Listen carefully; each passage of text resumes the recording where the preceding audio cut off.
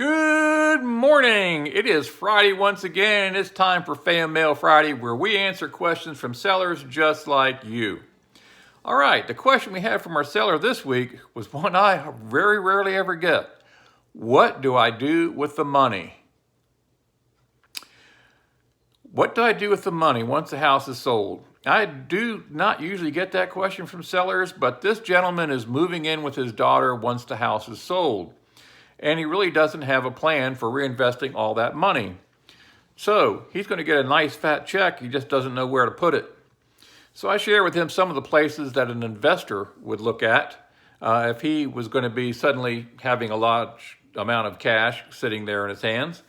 The first one was an investment company that makes loans to rehabbers. All right. The advantages to him is, number one, he has gets an 8% return on his money, and he's getting a good return on it. The second thing is this firm they find the borrowers and they also service the loan. The downside to using this particular firm is that your money, first off, you have to have all the money for any particular borrower. All right, so that's number one. You may not have it all. Secondly, is that your money may sit idle from time to time in between loans. So that was one option. It does give him some more liquidity than he would have in some of the other options, though. Another option is a similar type of firm, only this firm allows you to invest in a fund that they then loan out to rehabbers. Now, the advantage to the seller in this case was that he gets an 8% return, just like the other firm does. But now his money is in a fund, so he doesn't have to come up with the entire amount that the rehabber is going to borrow. All right, the other thing is he can take his interest and he can keep it in the fund, which basically increases his returns over time. And he does not have to worry about idle time that his money may experience, as in the first example. The third option I presented to him was selling the house with seller financing.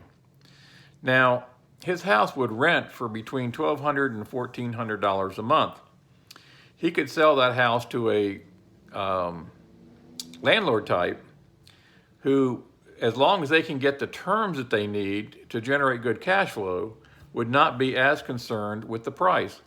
So the price we came up with was $150,000. He could easily sell to a landlord with favorable terms to the landlord for $160,000. So it actually increases his return on the sale. So he could get 8% on his equity in the house, and that would be written up in the note.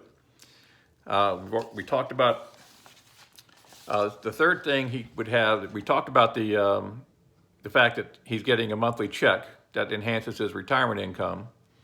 The third thing is that his balance is always secured by a mortgage on the property. So if things did happen to go south for whatever the reason, he can step back in and take over the property.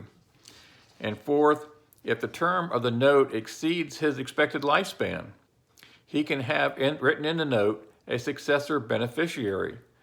The note payments then, in that case, would go right to his successor beneficiary and bypassing probate altogether.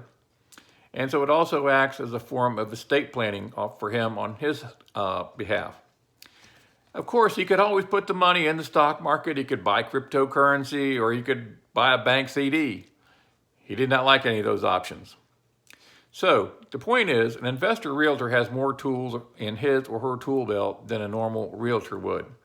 While we are trained in the normal sales process, we are also trained in creative financing techniques and in alternative investments.